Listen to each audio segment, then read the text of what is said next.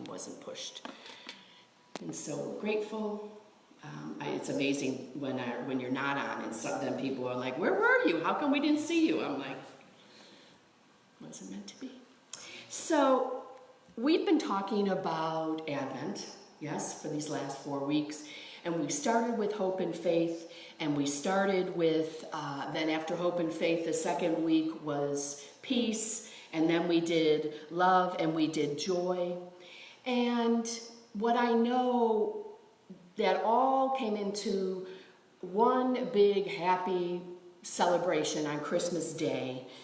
And we cannot find the source of this. I mean, we mean all of my colleagues as well. Through Christ, 1,000 times born in Bethlehem, unless he is born in thee, thy soul is all forlorn. So it's not about a one-time-a-year event that happens. It's about an ongoing recognition of our Christ potential. And that's why our affirmation said, I celebrate my infinite Christ potential. So the Sundays in the booklet as well were to help us get through these weeks as the holiday approached, right? I call them holy days. And if I had planned a Christmas, it doesn't matter. Because nothing I planned or I thought or didn't happen.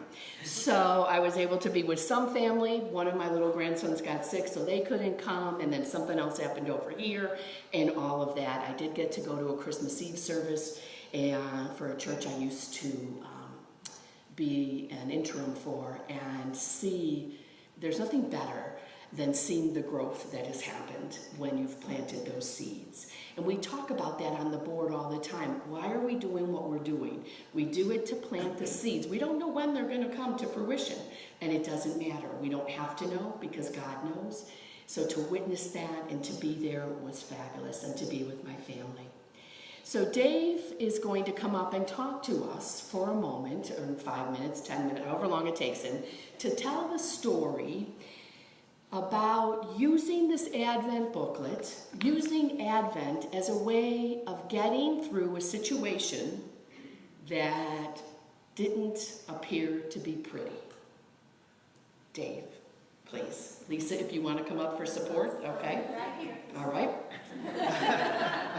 So you're going to talk into the microphone so everybody can see you. That would be great. Tell everybody who you are. Okay. Well, thank you very much. And, I do want to just start off by thanking you, Reverend Therese, our prayer chaplains, Silent Unity, and all of our congregation, who I know was hanging in there over these last, few weeks as I went through my cancer situation on my beautiful cheek here. I want to thank all of you for that. And, and the big thing is the person who stood with me through this, and we'll talk about other ones during this time, my wonderful wife, Lisa, who was there every moment. So here is our Advent story. As it turns out, this was my third bout with cancer. And as we were driving back here in the end of November, we had gone and had biopsies taken.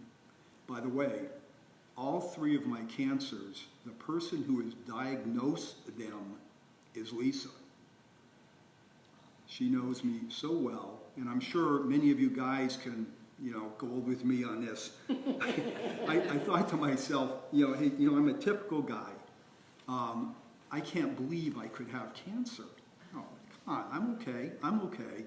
And so for 3 different times, she had to say, you either get in there and get this taken care of, or I'm dragging you in there to get this taken care of. So here we are. We're driving back to Hilton Head Island from Colorado, and we get the phone call that they have finally gotten my biopsy results back, and lo and behold, it's cancer again.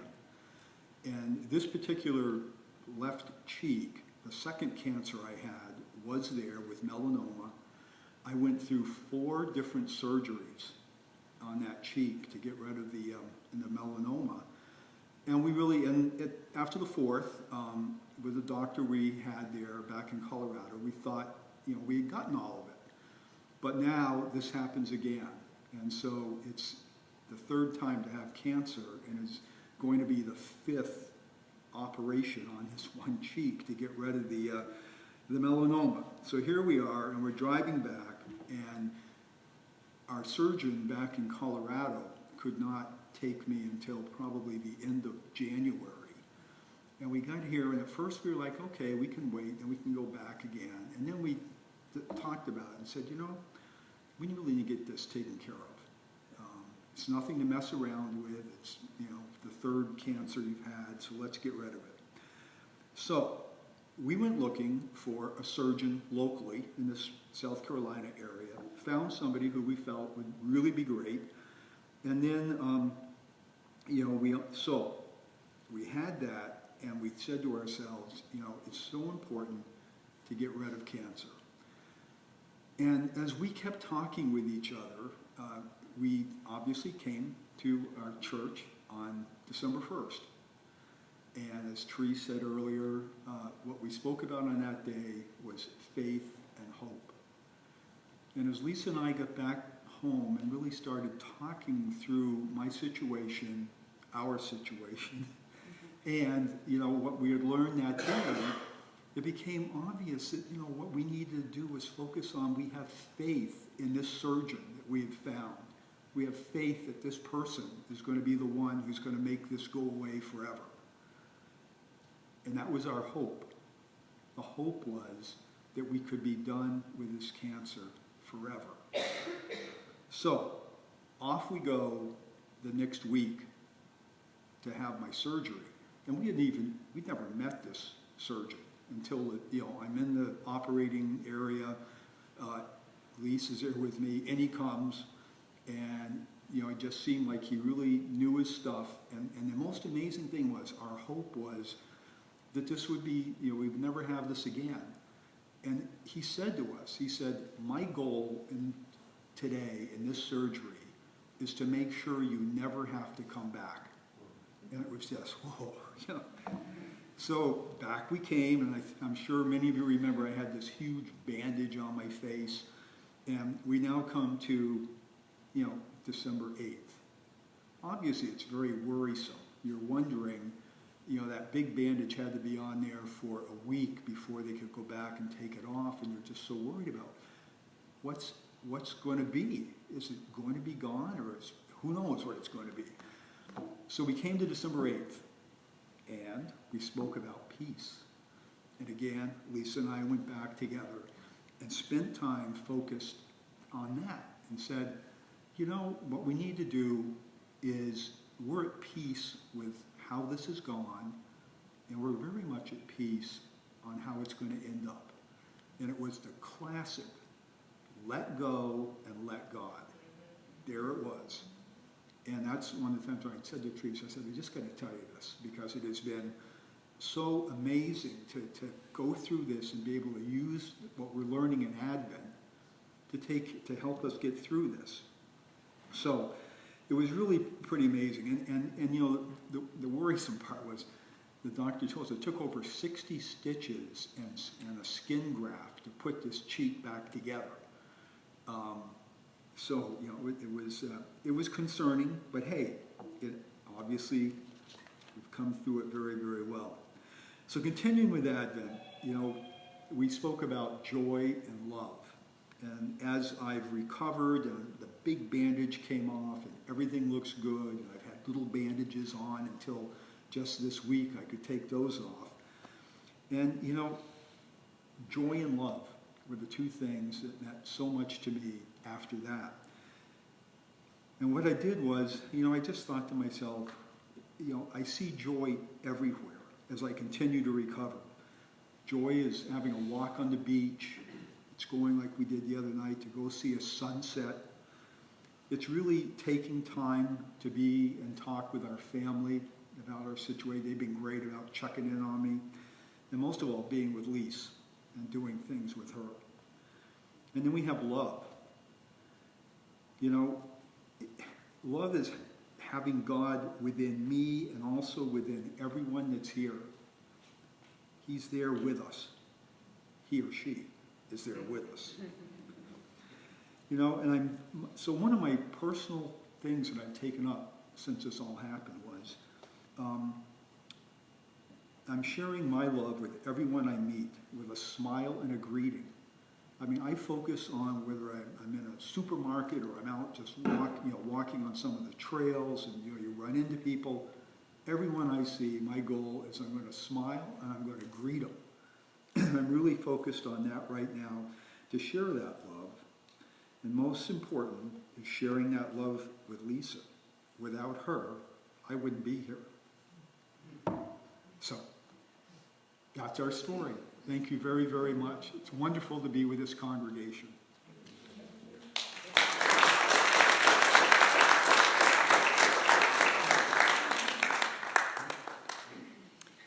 Unity is called practical Christianity for a reason. We know that, pardon? It's his birthday today. Yes. And it's his birthday today, too. We'll have birthdays in a minute. Penny can remember for me. So practical Christianity. Remember, Jesus will always be Jewish. So Christianity came as part of something that was developed after Jesus passed away. Right? So the baby metaphysically represents on Christmas Day the potential within each of us. Every time we change our mind, we go to whether there are words in the Advent booklet or not and decide, you know what? I am not going to have a Herod thought ever again. That will bring Christmas to you. Because remember, Herod was the one who had an issue with Jesus, and jealous would probably be the word that they use today. So when those thoughts start coming those are Herod thoughts. Those are the ego thoughts that are trying to have their way in, through, and as you. When really those have nothing to do with the truth of who we are. And that's what we've been talking about all year, and we'll continue again next year. Yes, about our divinity, about the truth of who we are. So Christ was not the first anointed person named Jesus. There were many Christs before him. That'll be a Bible study that we do, so you can understand that. Some of you have asked for metaphysics of the Christmas story. I will send them to you. Be prepared for your world to be a little rocked. That really the wise men had to ask direction because they weren't wise women. No, that's not right. But they come, later on. They didn't really all happen at the same time. And so we take what history is given us, knowing that man created it, based on the interpretation. Think of telephone game, right? And so the story has come. We look at it metaphorically, and we see, how does it apply to us today? So can we remember always that our infinite truth is that we are divine? And I've said this before, imagine if we were able to get it at age 12 and 10, like Natalie and Ty are being exposed to, how different life would be. So I try to get that in with my grandchildren too, and they're interesting. Okay, Nana, okay, can we get back to playing Uno now? So we celebrate the infinite Christ potential that is us. And I talked about the practical Christmasing that I hope you'll continue to do as we go through the next days of Christmas. That Christmas starts on Christmas Day, not before. So we get to be this. Advent prepares us, but that doesn't mean we get to stop. Look at all the words are connected. So we have the peace that's also connected to joy, that's also connected to hope and to faith and to love. And so our light gets to shine. And what we always say here is, if you're having trouble remembering where your dimmer switch even is, let alone that you have one, please call us. Please email us, call a prayer chaplain, see me, talk to a board member, talk to anybody, and we will help you remember. Because that's all that happens as we get busy in our mind and we forget our truth. It happens. It happened as I was driving last week to go meet my daughter's new in-laws. 6.5 hours. It normally takes 4. Missed the whole party. Everything about it. But I got there in time, and of course my little granddaughter comes running up. There's nothing better than that. Nana! You know, it's all worth the 6.5 hour drive. So I got to remember as I was driving and cars were sliding off the road as if it was a Chicago winter storm. It was rain, people. It was rain. But okay, it's the South. So it was very interesting. Got there, and then we've had this Christmas week of understanding the truth and the birth of who we are. One of our grandpas had to go into the hospital, so that was a whole nother way of, what's going to happen now? And so we focused on the health of Grandpa, right? And not what the doctors were saying. But it changed the way Christmas was supposed to look. Not such a bad thing, I think, for kids to learn early on, that maybe everything isn't going to always be as it's scripted, right? And so Mimi and Nana had a big job getting all of our ducks or little chicks in a row to make sure that we understand that the Christmas is a season. And so we get to continue on being the light and understanding that that's always our job, really, no matter what day it is or what season it is. The light is us, it flows through us, it is as us, and it gets reflected. You can see that when you meet somebody and you see their eyes and it's reflected back in you. That's because their light is a reflection of your light. And therein lies another sense of peace as we go through that. So we get to disregard circumstances and did things happen the way they were supposed to and all of that. And when Dave told me this story, each week he was telling me how he was using the booklet. And I thought, oh my gosh, is everybody using the booklet the same way? Well, I don't know, because I only heard from Dave. But and Dave and Lisa, and how they were going to make sure that this was an experience to remember. That their children would know that all was well, even though they had no idea what the outcome was. Because we never know that. That's God's business, right? So our job is to stay centered, to use principle, to maybe use a booklet or not, or daily word, or go online, whatever it is, use a book, to stay centered when those issues or circumstances present themselves, so that we can see that they are a blessing. And what we talked about last year was that everything is a blessing, BLESSON. Can we remember that? I hope you can. And Dave and Lisa, thank you for being a perfect example of what a true student looks like. Yes. And they came here from Colorado. They also, I will tell you now, are our newest members. So you have been approved by the board. We already talked about that. So we will do a little hoopla next week for you. And so figure out what works for you. Know the people that you can go to when you need your dimmer switch flipped. Somebody that you can pray with or be silent with. Yes? Because life happens and we get to figure out how we're going to respond to it instead of react, which means that we've breathed. And that's why I called today's lesson breathing and practical Christmasing. So let's close our outer eyes and take a moment to move from our head to our heart, to let a smile come to our face and say, yes, woohoo, Dave and Lisa.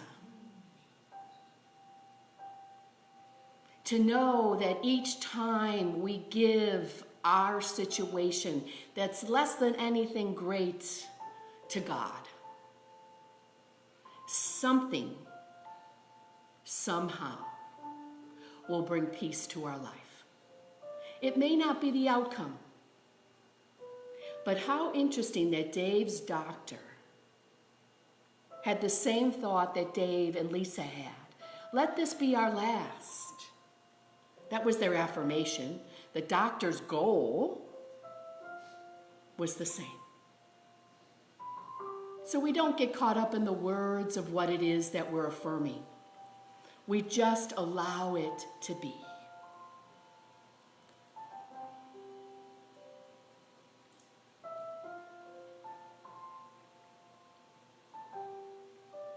Allow yourself to be surrounded by the glow of the birth that happened on the 25th, in the stories, and in each of our lives, each time we remember our truth and our divinity.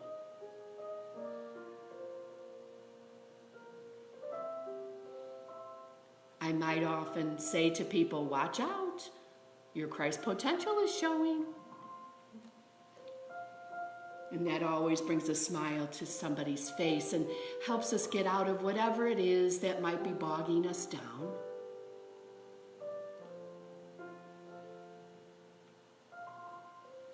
And of course, in unity, we always and in all ways embrace the emotion that comes no matter what it is. And then see, where's it lying in our body and how is it that we can deal with it? Being mindful, being aware, based on the truth that we are all divine. And so we breathe into this knowing. And we smile physically, which starts the healing happening in our body. And we breathe into this now moment, knowing that it's a gift. Realizing that it's the present. And allowing it to be.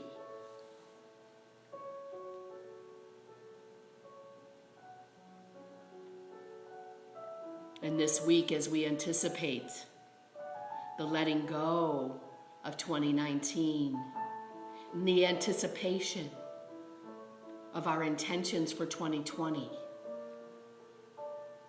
and just how clear our vision's going to be, we breathe,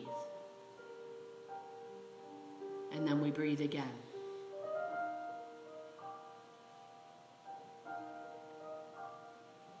And we enjoy these days of Christmas afterwards, all the way up until January 6th, and the epiphany that happens. Grateful for all of the many ways that we learned about God as kids, and grateful for all of those that are no longer part of our practice, and embracing all of those that serve us today, that remind us of the truth of who we are, born in the image and after the likeness of all that is great and good and magnificent and beautiful and talented and funny and sacred and holy. And however it is that you may describe yourself, let it be so. With a smile on your face as we go into a time of silence. We are grateful in the silence.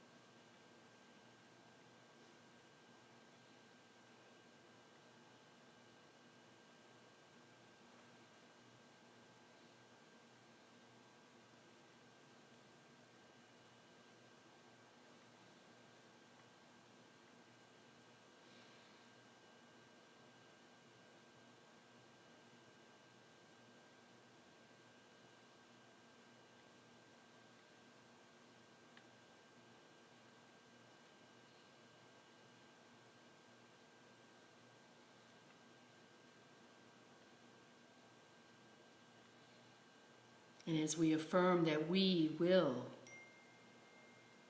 nurture and nourish our heart for the rest of these 12 days of Christmas, we give thanks to Unity for the practical application of our divinity that expresses us in this world. And we breathe into this knowing, grateful for all of those whose shoulders we stand upon here at Unity Spiritual Center. For all of you who are here physically and all who are joining us online, thank you for your consciousness. We pray this in the name and after the nature and under the authority of the living, loving presence, expressing as each of us. And so it is, and so we let it be. Amen. And as we prepare for our love offering, I'd like for us to say together with all of you at home as well, our love offering blessing, please. Divine love through me blesses and multiplies all that I am, all that I have, all that I give, and all that I receive. And so it is, we are grateful. Thank you. Amen. So as we prepare